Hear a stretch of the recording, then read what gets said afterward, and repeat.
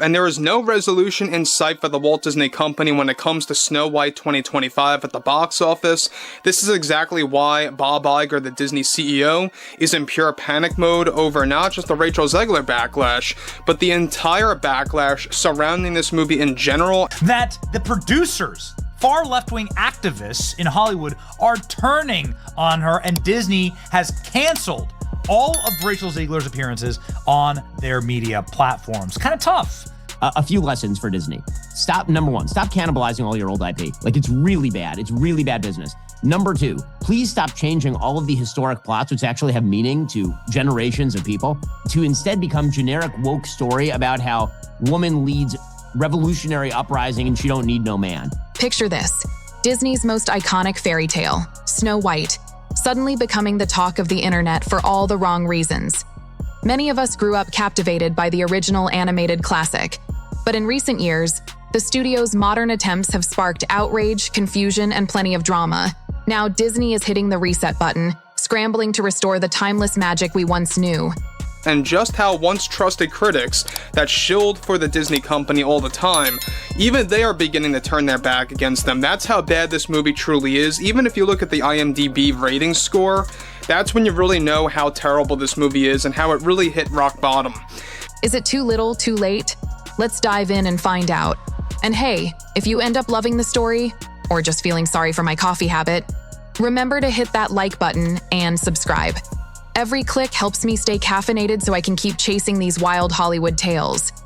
It all began when Disney cast the widely celebrated Rachel Ziggler as Snow White in a live-action remake. There's a big focus on her love story with a guy who literally stalks her. Yeah. Weird. Super weird. So we didn't do that this time. Initially, fans were excited. Ziggler had shown off her vocal chops in West Side Story, and the idea of a new take on Snow White sounded like a fresh dose of nostalgia. But that excitement fizzled the moment she opened up about how the original prince was irrelevant, and the romance itself was awkward. Social media lit up overnight. After one hell of a PR tour, Disney's live-action Snow White is finally, I know, you were wondering. People who'd grown up cherishing every note of "Someday my prince will come" found themselves shocked by Ziggler's dismissive tone. It wasn't just about changing the story, it was about stepping on the legacy that defined Disney's earliest masterpiece. Things only got worse from there. That despite my flaws, and despite my cracks and my breaks, and there are many of them, she's a good actress. that at every premiere and everything I do, people will wait in line to see. Wow. Suddenly, Hollywood rumor mills started spinning tales of big-shot producers, labeled far left-wing activists, growing unhappy with how the controversy was spinning out of control. Whispers that Disney had canceled Ziggler's appearances on their official media platforms spread like wildfire. The actress herself seemed blindsided by the negative response. And you have parents looking at Disney being like, what are you doing, guys? Like, this is supposed to be a place where magic happens, and all you're doing is indoctrinating kids, and you're having this person be the poster child of the Democratic Party. She claimed her words had been misunderstood. But for many, the damage was already done. Online discussions turned from excitement and speculation to memes, criticism, and flat-out anger. Fans who normally trust Disney's fairy tale formula felt betrayed, while others accused the studio of pandering to modern trends at the expense of storytelling basics. Behind the scenes, look no further than what Disney is doing with their woke, DEI, feminist agenda. Bob Iger, the big boss at Disney, was reportedly in panic mode. This wasn't just any movie. This was Snow White, the film that launched the entire Disney animation empire back in 1937. Folks who grew up singing along with forest animals were livid about what felt like a total disrespect of classic fairy tale charm. Then came the test screenings. Some viewers found the rewrites so extreme they barely recognized the storyline, while others felt the updates were simply too preachy. By the time the trailer dropped, invested into her being the face of the movie, and she's the main character and she's trying to promote the movie, would this make you want to go watch the movie when she's starring in it and she's the main character? the public had already made up its mind. Dislikes piled up, and negative word of mouth spread faster than a rocket-fueled broomstick. Professional critics, who are often accused of being overly generous to Disney, gave the film a collective shrug. IMDb scores tanked. Suddenly, the House of Mouse faced a crisis it hadn't seen in ages. She destroyed hundreds of millions of dollars worth of IP for Disney, but she also has destroyed her career and the careers of anybody who worked on the movie. A tarnished brand and a fan base revolting against one of its most treasured tales. Meanwhile, merchandise linked to this new version sat on store shelves collecting dust, forcing retailers to slash prices just to move the leftover stock. For a corporation as massive as Disney, that's a financial and reputational nightmare. The producers, far left-wing activists in Hollywood, are turning on her, and Disney has canceled all of Rachel Zegler's appearances on their media platforms. Kind of tough. Fearing permanent damage to Snow White, arguably the crown jewel of Disney's princess lineup, executives made a shocking announcement. They'd be rebooting the film again, effectively discarding the Rachel Zegler version. It was one of the biggest course corrections in recent Hollywood history, indicating the backlash had become impossible to ignore. We'll still offend the dwarves, but we'll CGI dwarves. So we'll guarantee no employment for little people while getting rid of this other component that warranted CGI. It was the worst decision they could possibly make. Disney publicly framed this new project as a return to timeless storytelling, emphasizing the desire to respect the original's emotional heartbeat. Gone was the brash talk about the prince's irrelevance. In came language about honoring tradition and restoring the beloved elements fans missed. You could look at the fact that she has been sabotaging this film for years at this point, all in this sort of pursuit of entitlement. But if you think Disney simply said, "Let's do it better," and called it a day, think again. Internal leaks suggested a tug-of-war was raging among different departments: marketing, creative, and PR. Each had a different vision for how to handle Snow White.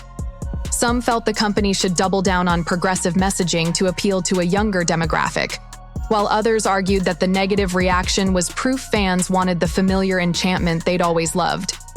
Adding to the chaos, major retailers and toy companies were furious about unsold inventory and brand confusion. The message from the suits at the top was clear: we cannot afford another flop. So, Disney pivoted fast. It's no longer 1937, and we absolutely wrote a Snow White that is saved by the prince. She's not going to be saved by the prince, and she's not going to be dreaming about she's gonna die. true love. She's dreaming about becoming the leader she knows she can be. They reached out to some of their legacy animators, folks who helped shape classics during Disney's Renaissance era. They wanted veterans who still believed in Disney magic to guide the project, ensuring that this new adaptation wouldn't stray too far from the path. Rumors started swirling about who might be the next Snow White, with many speculating they'd choose someone who exudes that old Hollywood elegance, singing ability, warmth, and an innocence reminiscent of the original cartoon. To everyone who hates when I win, the winged victory came to the Louvre in pieces, and people still line up to see her. And I can only hope that despite my flaws, and despite my cracks and my breaks, and there are many of them, media training protocols reportedly became stricter than ever, with guidelines to keep future cast members on message and out of any Twitter storms. By the time Disney officially announced the reboot, the tone was noticeably more humble. They spoke about acknowledging missteps without pointing fingers at Rachel Ziggler or the previous production team. They emphasized that the film wouldn't try to fix what isn't broken, but instead would pay tribute to the 1937 classic, ensuring that treasured songs like "Someday My Prince Will Come." Disney responded by scaling back the premiere. I don't know that anyone really showed up to the premiere. The Rotten Tomatoes reviews are looking pretty bad, and they did, it seems like they tried to tweak a few things, but this movie is bad. And hi-ho found their place in the new adaptation. For fans, the response was mixed.